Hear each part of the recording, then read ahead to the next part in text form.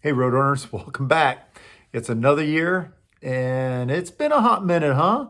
What, about 8 months since we've talked, since we've chatted? You know, it's been a long time, but all I can say is UT. Now, if your first thought in your mind wasn't SA, check yourself at the door. Check yourself at the door. Don't bring that weak noise to the dome on Saturday. You know it. You better be ready. It better come as natural for you to answer SA to that as it does for somebody in Alabama saying roll tide. They answer with roll tide. Go Dogs, Georgia. Hook 'em horns, right? Whatever.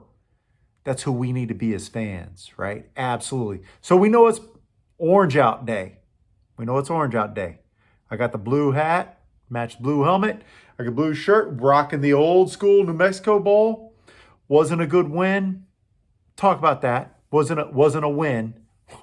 Wasn't a good game, but it was our first bowl game, and that's what matters, right? Stepping stones. Stepping stones, stepping stones. I got Rowdy, and as you can see, Rowdy's got the lit medallion. I got to remind y'all, that's where it came from, the lit medallion. I thought it was cool. Oh, man, come on. That's in a bad spot, so I'll put it up here. There you go. You can see it's lit. It's absolutely lit. It doesn't light too well. I actually need to get a custom one made. If anybody knows where I can get something custom made like this, maybe with my own little flair, let me know. But Rowdy says hi. Rowdy says birds up, baby. All right, so let's talk about this. So the first thing I want to talk about is, before we talk about our opponent, I want to talk about the importance of our opponent, right? So we know we're playing a team, Kennesaw State. It's our first game at FBS level.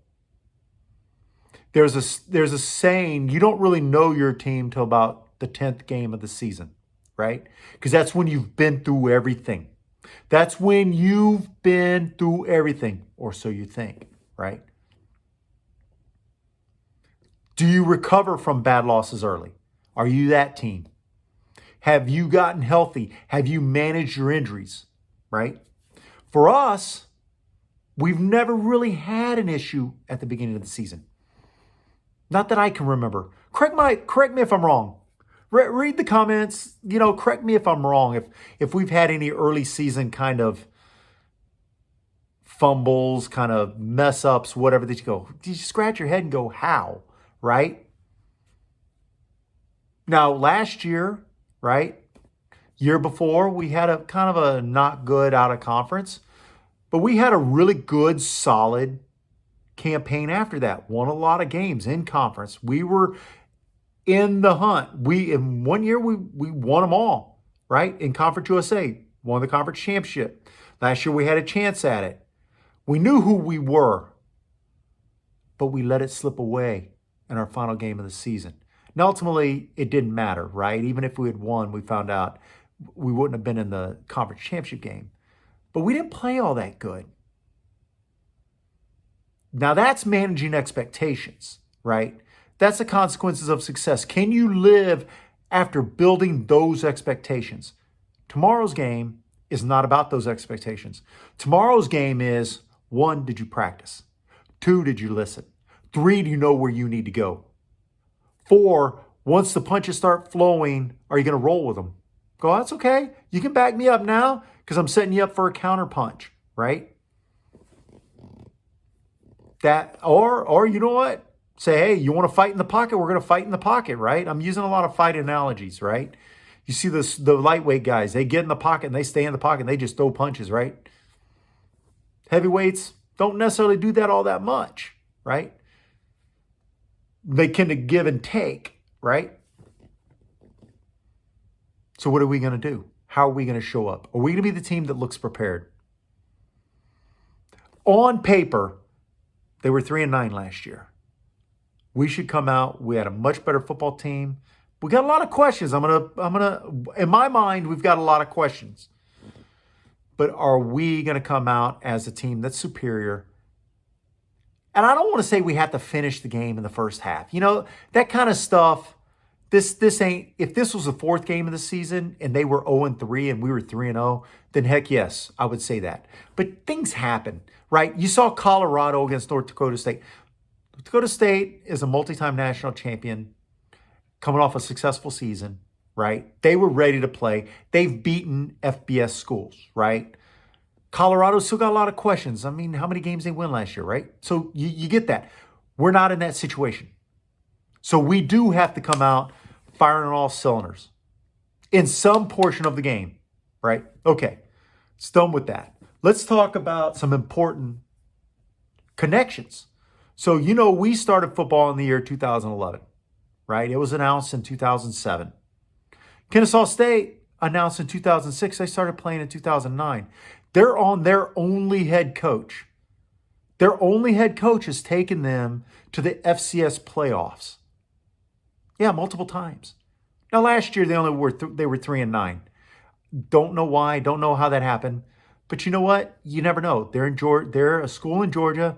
Maybe they got picked clean due to NIL to go to Georgia, to go to who knows? Name it, Georgia Tech, right? They were FCS. Maybe they went to Georgia State. Maybe they went to some of the other, maybe UAB picked some players. I haven't looked. But think about it. That's the impact of NIL. Now that they're FBS, how are they managing their lineup, right? Their roster. But let's talk about this. They've been playing football since 2009. They're on their only head coach.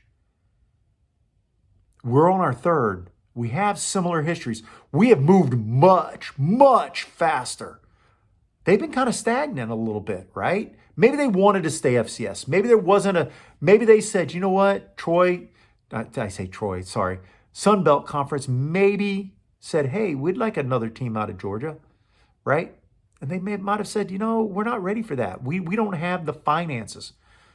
We took a shot. They came calling. We went, right? We're like, no, we're going. We'll make it somehow, some way. This can be an interesting little game to watch, right? When you see programs with very, very similar histories, right? They're a little bit more successful. They would be like what I would expect us to be had we stayed at FCS. We'd have been in the playoffs multiple times. I honestly believe that, right? So I want to look at Kennesaw State itself, University. They were founded in 1966. We were 69. This is amazing, right?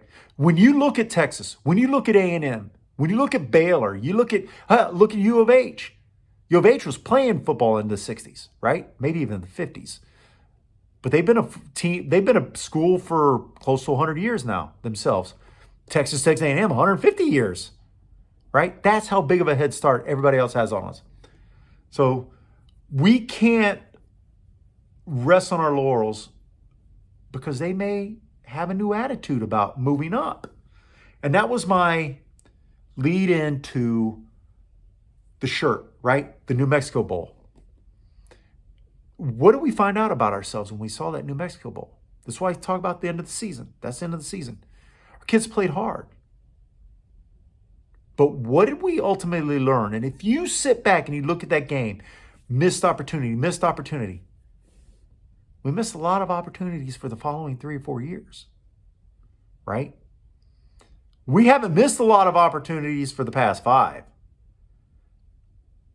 There's a different culture. And we've got that culture. We've got to see, ultimately, I started here, and I'm going to end at this point with this. How is our culture leading into 2024 season? Right?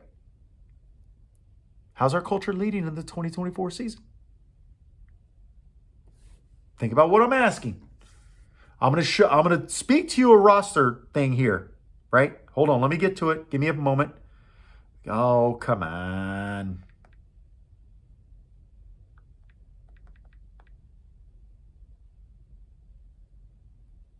Let me get to it. Give me a moment. I hate when I do this. Such an idiot. So, looking at the roster. Let me give you the roster. The official game day roster. The depth chart. Let me give you this position.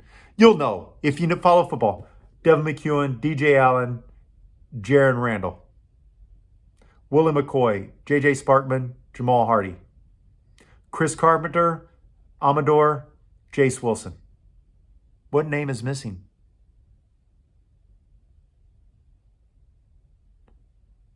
Yeah, exactly. He's not on our depth chart. JT Clark is not on our depth chart. I feel sorry for the kid. You saw how great he was up until getting injured, right? I feel sorry for him. I feel for him, right? But think about what I'm saying. Look at who we've had and what we have now. I am not knocking these kids one iota because we've seen McEwen play great. We've seen Chris Carpenter play great. We've seen McCoy have great games. This is a different football team almost to a man now than what we're used to. We had the super seniors. We had the COVID players. We still have a couple. We got one particularly that I'm gonna talk about.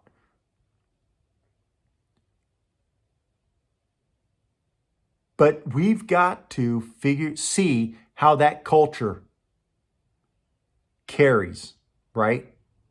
What's that phrase? There's something like culture never fades, right? When you have that culture, it never fades. The culture is always there, which means you care about your team, you care about your program, you care about your coaches. They also care about you, and you manage the highs as well as you manage the lows, right? We've got a lot of question marks. That one right there is a question mark to me. If JT Clark was listed on the depth chart, and he was out there, I would feel much better about this position. Because I honestly think somebody like him picks everybody else up. Right? Because when you think about it, you've got the one guy, Frank Harris. He picked everybody else up. Right? He really did. We saw it. It wasn't the wide receivers picking him up. It was him picking the wide receivers up. It really was. So we've got some question marks at the skill position. Running backs, I'm not. It's the usual suspects. I'm happy with our running back core, right? Kavorian, oh please Kavorian, hug it, hug that football, 3 points of contact, nice and up and underneath your shoulder pad, keep that elbow in. And when you get close to getting hit, bring that other arm up on it. It's okay. You don't need to sprint through hits. Bounce off hits. And keep control of that football. No, our last game of the year.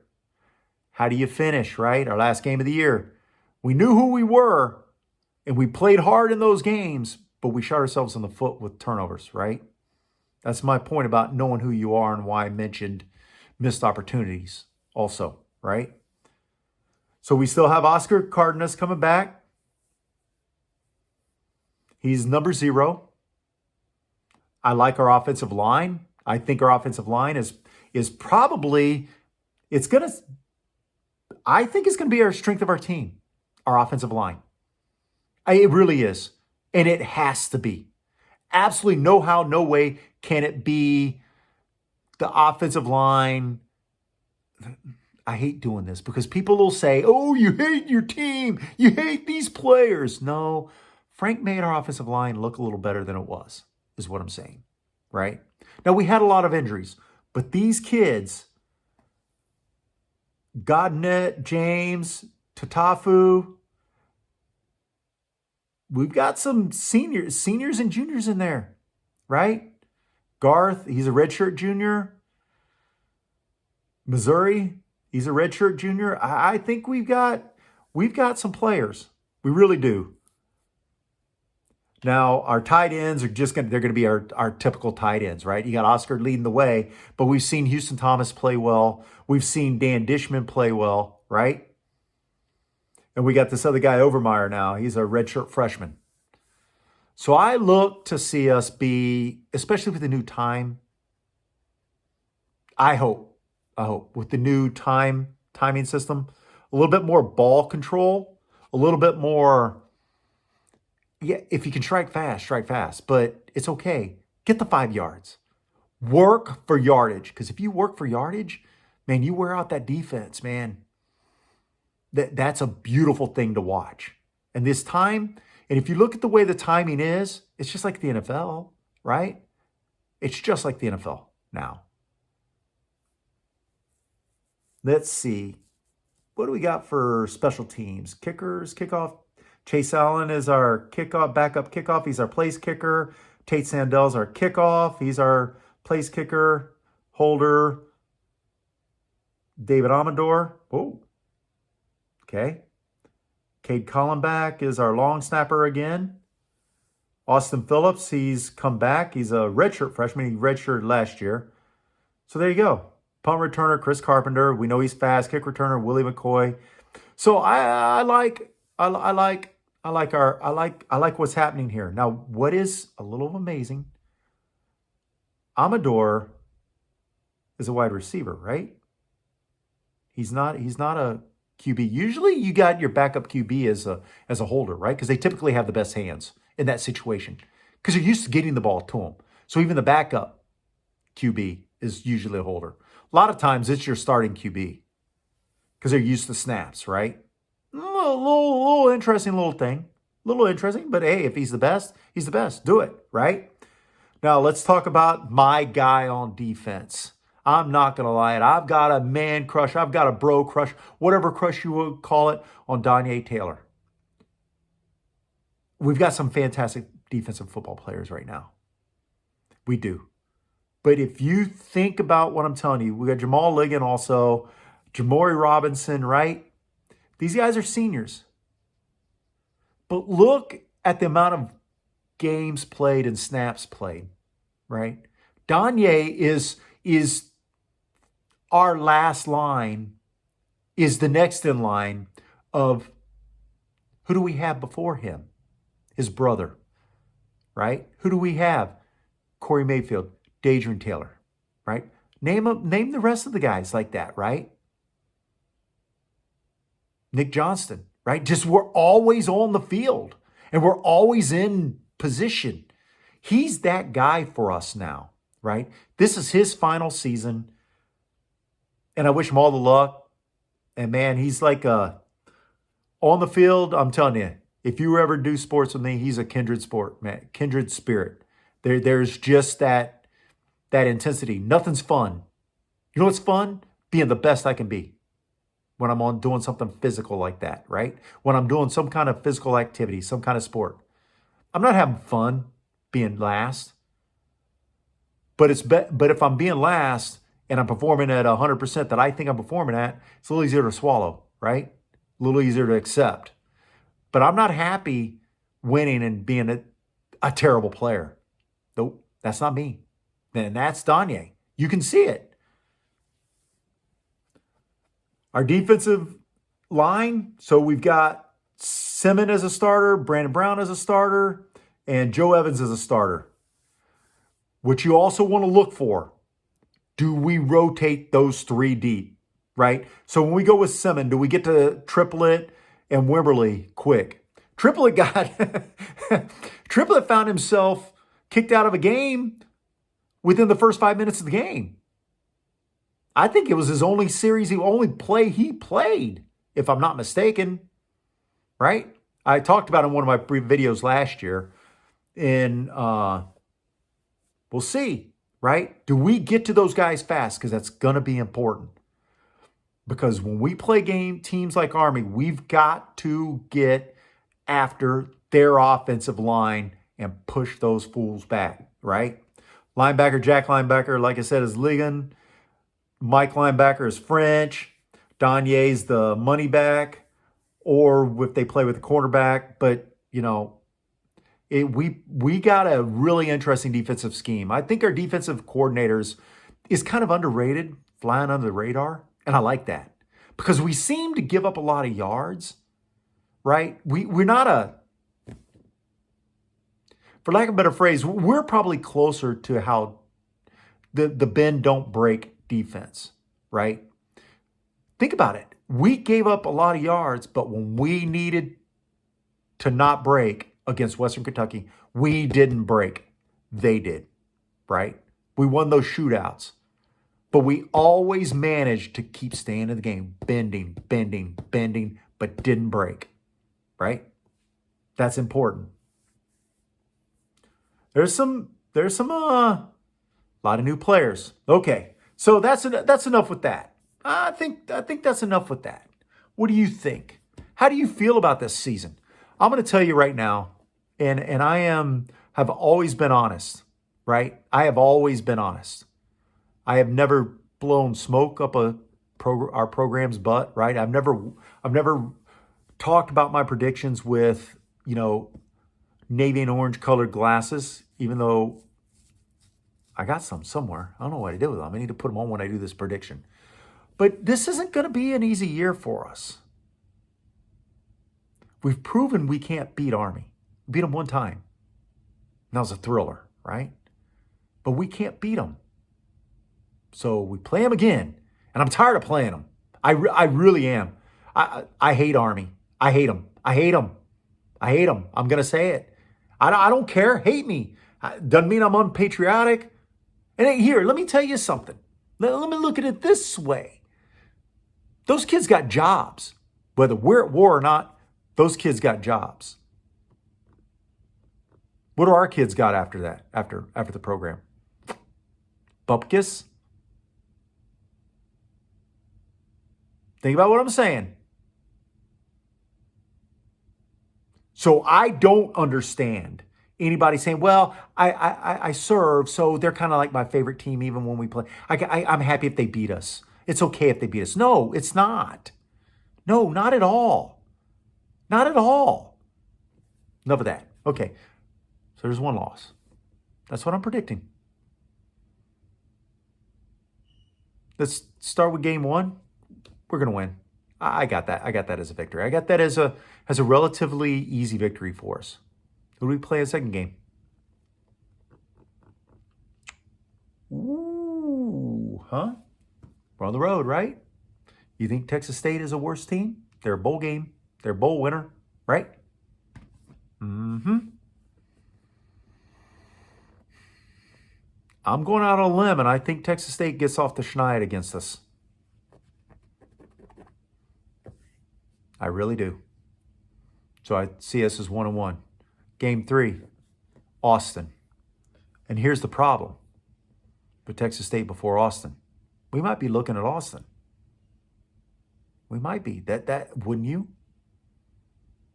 Okay. So now I got us at 1-2. Houston Christian, we get that win. We're 2-2 out of conference. Then we start in the conference. So I got Army. There's FAU on our schedule, right? Let me look at our schedule. Let me validate. There's FAU.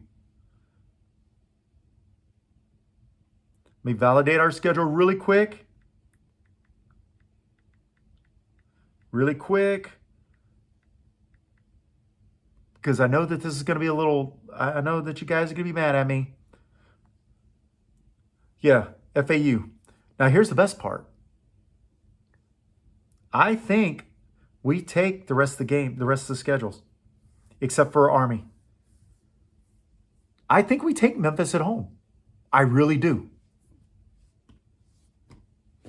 Now, you could say, probably lose to FAU and then, or win FAU and then lose to Memphis.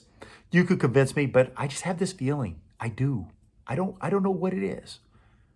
I just don't think they're the type of program that take us serious. We shouldn't have beaten them the last time we played. We out-physicaled them then, right? FAU, they were physical with us. We got them with a lot of skill plays, right? Our skill position was better than theirs. Army, their skill wasn't better than ours. They out-physicaled us. Now you see where I'm going with this, right? Rice, Yeah, we take them. Tulsa, we take them. North Texas, we take them. Oh, no, by the way, there's the green room. Those two kids for North Texas, they were a great listen to. I mean, I know you guys probably hate North Texas, whatever, but they were just fun to listen to because they didn't wax eloquent about their program also. And they lamented losing to us, but it was funny how they did it. And I got to give it to them. Their podcast hasn't officially gone away yet, but one kid's got a job, got to move on. Hey, we all got jobs, right? We're not professionals. So we do this for fun. So we got to find time. And they were an actual podcast where they had live streams, stuff like that. I can at least video mine and then upload it whenever, right? Which is what I'm doing right now. So that's my take. I've got 8-4 with 2 losses in conference. So 6-2 in conference, 2-2 out of conference. Is that a bad year? No, not at all. Will it mean anything? Who knows? What we have to see is how this whole 12-team playoff works out, right? And how things work that way. But you know what? There's a saying. FAFO. Fuck around and find out. And I would love for my Roadrunners to fuck around and find out what 12-0 looks like. Birds out, peace up, see you in the dome, and you better answer UT!